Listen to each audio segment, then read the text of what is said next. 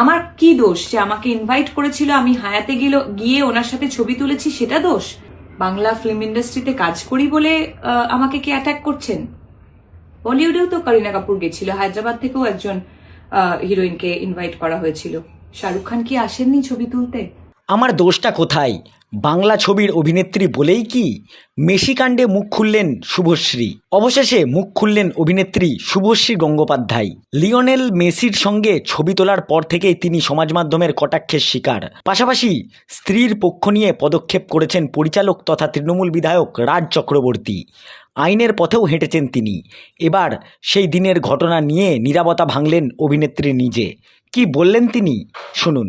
যুব ভারতীতে মেসিকে নিয়ে যে মেসটা ঘটে গেল, সেটা নিয়ে কিছু ক্লারিফিকেশন দেওয়ার জন্যই এই ভিডিওটা আমি করছি। গোট ইভেন্টে আমি একজন ইনভাইটি ছিলাম, মানে আমাকে ইনভিটেশন পাঠানো হয়েছিল। আমি হায়াতে গেছিলাম, আমার ফ্রেটার্নিটি থেকে আমি এবং কৌশিক গাঙ্গুলি ছিলেন। শুধুমাত্র আমার ফ্রেটার্নিটি নয়, বড় বড় ইন্ডাস্ট্রিয়ালিস্টরা ছিলেন, এমিনেন্ট জাজেস, আইপিএস অফিসার্স, জার্নালিস্ট, স্পন্সর্সের তরফ থেকে অনেকে ছিলেন।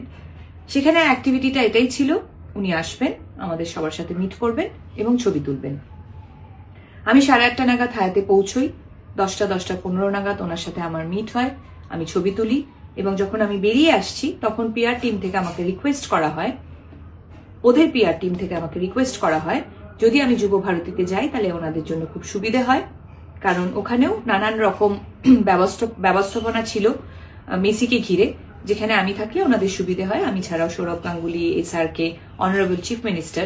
হ্যাঁ, আর একটা কথা বলে দিই, যেহেতু এই প্রশ্নটা উঠছে যে আমাদের ইন্ডাস্ট্রি থেকে আমাকেই কেন ডাকা হয়েছে, এটার উত্তর ওদের পিআর টিম বেশি ভালো দিতে পারবে যে আমাকে কেন ইনভাইট করা হয়েছিল।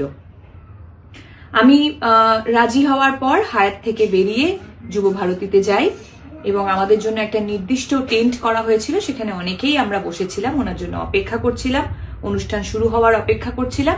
ইন বিটুইন আমার পিআর টিম থেকে ইনস্টাগ্রামে ফটোগুলো পোস্ট করা হয়।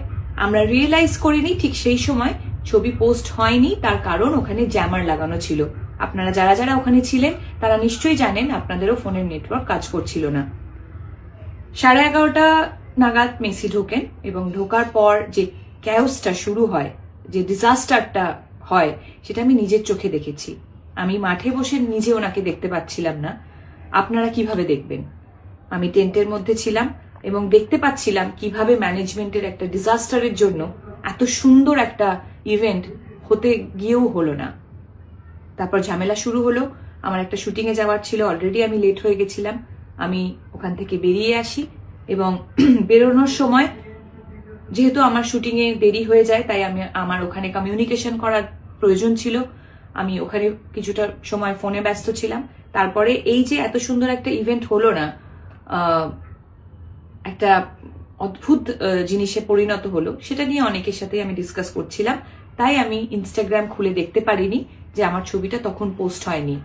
আমি বানতলায় পৌঁছই, আমার শুটিংয়ে দেরি হওয়ার কারণে আমি ইমিডিয়েটলি মেকআপ ভ্যানে চলে যাই মেকআপ করতে। মেকআপ করার পর আমি শর্ট দিতে চলে যাই।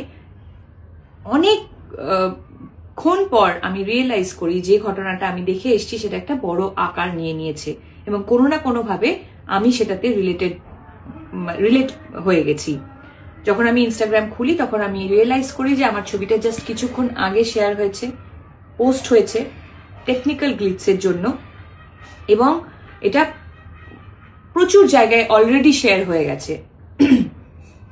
এখানেই আমার ঘটনা শেষ। তারপর থেকে শুরু হয় আর একটা ঘটনা, সেটা হলো আমাকে নিয়ে ট্রোল করা, অকথ্য ভাষায় গালাগালি, আমাকে একটা প্রোপাগান্ডা বানিয়ে, আমাকে একটা অবজেক্ট বানিয়ে, মানে আপনারা এমন একটা সিচুয়েশন ক্রিয়েট করলেন যেন মনে হলো মেসি যখন মাঠে ঢুকেছে আমি ওনাকে ঘিরে দাঁড়িয়েছিলাম একা, আমি ওনার সাথে ছবি তুলছিলাম সেলফি নিয়ে। বলতে পারবেন কি আপনাদের ভিউ, আপনাদের ভিশন কোনোভাবে আমি ব্লক করেছি? আমি কি মাঠে কোথাও ছিলাম? আমার কি দোষ যে আমাকে ইনভাইট করেছিল, আমি হায়াতে গিয়ে ওনার সাথে ছবি তুলেছি, সেটা দোষ?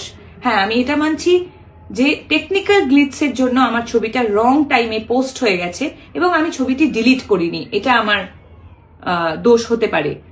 কিন্তু আমাকে নিয়ে যেভাবে নোংরামি আপনারা করছেন, আপনাদের সাথে আমি সমব্যথী, আপনাদের এত কষ্টের রোজগার, আপনাদের স্বপ্নের মানুষকে আপনারা দেখতেই পেলেন না, যে ম্যাসাকারটা ওখানে হলো সেম অন্যায়টা তো আপনারা সবাই আমার সাথে করছেন। আপনারা কি একবারও ভেবে দেখেছেন যে আপনাদের, আবার বলছি, যে মাঠে কোথাও কি আমি ছিলাম? ভেবে দেখুন, আমি একজন নারী, একজন মহিলা, বাংলা ফিল্ম ইন্ডাস্ট্রিতে কাজ করি বলে আমাকে কি অ্যাটাক করছেন? বলিউডেও তো করিনা কাপুর গেছিল, হায়দ্রাবাদ থেকেও একজন হিরোইনকে ইনভাইট করা হয়েছিল। শাহরুখ খান কি আসেননি ছবি তুলতে? আমার কিসের দোষ? একটা পলিটিক্যাল অ্যাঙ্গেল দিয়ে দেওয়া হচ্ছে, নানান রকম পলিটিক্যাল নেতারা আমার ছবি নিয়ে প্রেস কনফারেন্স করছেন, নানান রকম জার্নালিস্টরা, হয়তো তাদেরকে আমি কখনো সময় দিতে পারিনি বলে রাগ একদম উপরে দিচ্ছেন যে টিএমসির এমএলএ রাজ চক্রবর্তীর বউ অমুকের এক্স গার্লফ্রেন্ড। 2026 আসতে যাচ্ছে, একজন মহিলা হয়ে আরেকজন মহিলাকে আপনি এইভাবে সম্বোধন দিচ্ছেন? এই সমাজে আমরা বাস করছি? বাহ, আপনারা আমার সাথে ঠিক করলেন তো। দেখুন, আমার সাথে ট্রোল হচ্ছিল, আমাকে গালাগালি করছিলেন, যা খুশি করছিলেন, সত্যি বলছি, মন থেকে বলছি, আমি কিচ্ছু মনে করিনি। আমার সবসময় এটাই মনে হয়েছে, সত্যি তো সাধারণ মানুষের এত কষ্টের রোজগার, তাদের স্বপ্নের মানুষকে তারা একবারের জন্য দেখতে পেল না। তারা যদি আমাকে নিয়ে বাজে কথা বলে তাদের মন হালকা হয় তাহলে হোক, কিন্তু আজকে আমি এই ভিডিওটা করছি তার একটাই কারণ, কাল থেকে শুরু হয়েছে আমার বাচ্চাদের প্রতি আক্রমণ। দুটো ছোট ছোট বাচ্চা, তাকে বলা হচ্ছে, আমার কাছে মেল আছে এবং নানান রকম প্রমাণ আছে যেখানে বলা হচ্ছে ওই দুটো বাচ্চাকে মেরে ফেলা হবে। আমি একজন মা হিসেবে তো সেটা মেনে নেব না, কোনোভাবেই মেনে নেব না। আমি তো একজন পলিটিশিয়ান নই, আমি একজন অ্যাক্ট্রেস। আমার ভুলটা কোথায়? আবার বলছি, আমি কি মাঠে কোথাও ছিলাম? আপনাদের ভিশন আমি ব্লক করেছি? আমার বাচ্চাদের ওপর কেন আসছে? আপনারাও কিন্তু ইকুয়ালি অন্যায়টা করে ফেলেছেন, এটাই বলবো। এই ভিডিওটার পরেও নিশ্চয়ই আপনারা অনেকে অনেক কিছুই বলবেন, বলুন, অসুবিধে নেই, কিন্তু নিজেদের মানবিকতাটা হারিয়ে ফেলবেন না। দুটো বাচ্চা কোনোভাবেই কিন্তু যুক্ত ছিল না, সেই দুটো বাচ্চাকে প্লিজ টানবেন না। সবাই খুব ভালো থাকবেন, সকলকে ভালো রাখবেন।